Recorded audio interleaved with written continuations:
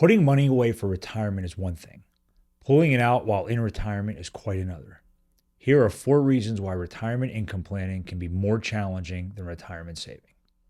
Hi, I'm Will Hoffman, founder and president of Hoffman Wealth Management, where we specialize in working with busy families and active retirees, helping them navigate the complicated scenarios of their wealth while creating the life that they desire.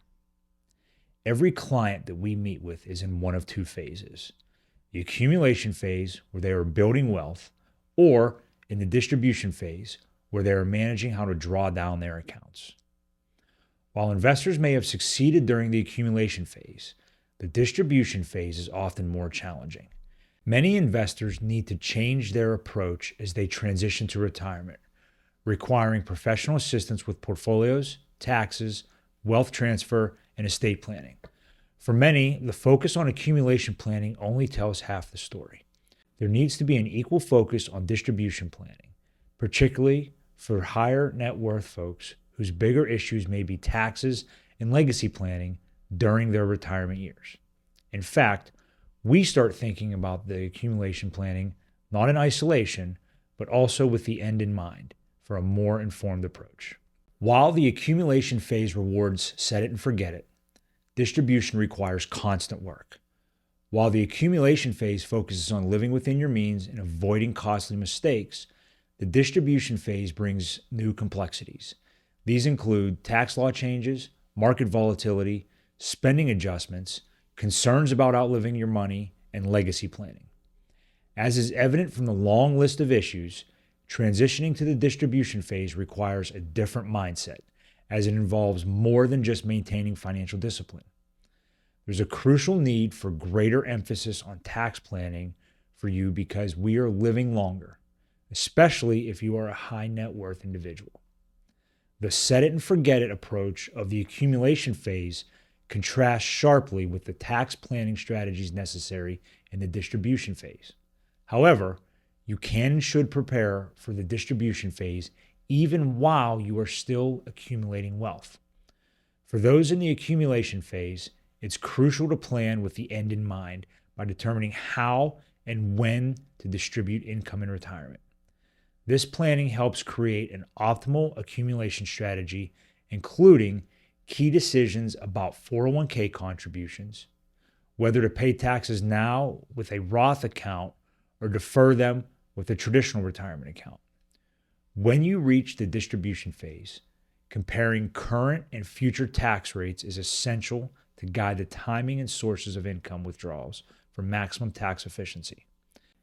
If tax rates could be higher in the future, then consider accelerating income now.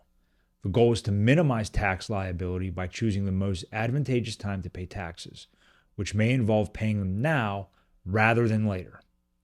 Just a quick pro tip: don't wait until the retirement years to do all the important planning.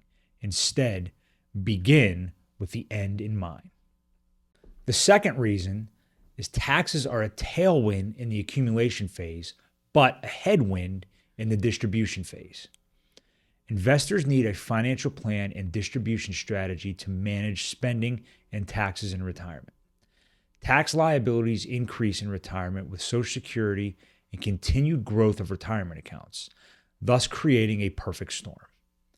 Once RMDs start, there are some limiting strategies that allow you to decrease them slightly, but avoiding them is nearly impossible. To mitigate this, it's essential to work out distribution planning well before age 70 to position accounts and implement proper tax planning strategies. To complicate matters, the widow penalty is a major concern, particularly for women and couples with a significant age difference. This penalty arises when the surviving spouse has high income and faces reduced deductions, leading to a disproportionately high tax burden. And remember that the widow penalty is inescapable for every couple except if both partners die at the exact same time. A highly unlikely event, and certainly not something that we would plan for.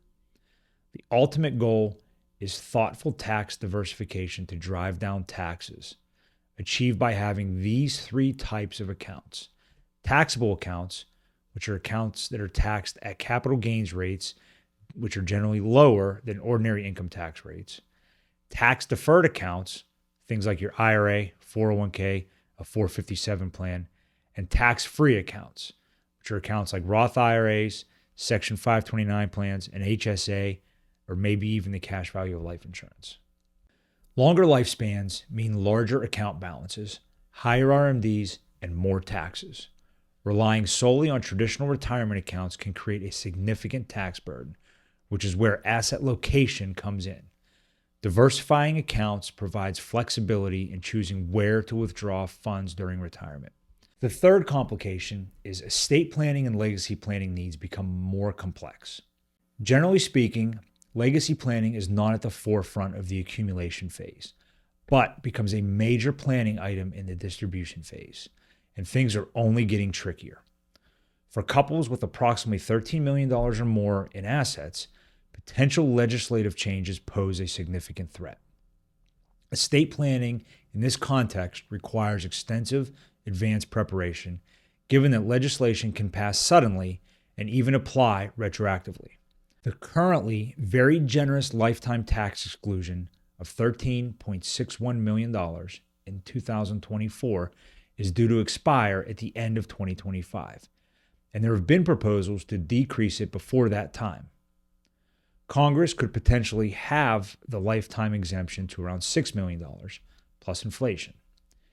Individuals and couples nearing this threshold, around $10 to $12 million, should prioritize estate tax minimization strategies. Additionally, the Secure Act drastically reduced the time frame for IRA withdrawals by requiring most beneficiaries to deplete their inherited IRAs within 10 years. Previously, beneficiaries could stretch withdrawals over their life expectancy, potentially spanning up to another 40 years. This change, coupled with recent guidance from the IRS mandating additional RMDs during the 10-year period, complicates tax planning for IRA owners and their beneficiaries. It thrusts beneficiaries into higher tax brackets during their peak earning years, instead of allowing a lifetime of tax-efficient withdrawals. Just another pro tip for you. Roth conversions offer intergenerational tax planning benefits, allowing parents to prepay income taxes for future generations. This strategy supports tax-efficient gifting outside the lifetime exemption by allowing parents to prepay the taxes and decrease the value of the estate. The fourth reason is bigger dollars equal bigger taxes. Why now? What has changed that we are talking so much about tax planning? With a 10-year plus bull market in play and record-breaking retirement account balances, the stakes are higher now more than ever before. In addition, recent tax law changes and potential tax increases have complicated how to manage these balances. To make matters worse, increased longevity compounds the consequences of every decision, whether good or bad. With the stakes so high, developing a plan can add significant value to you and your families.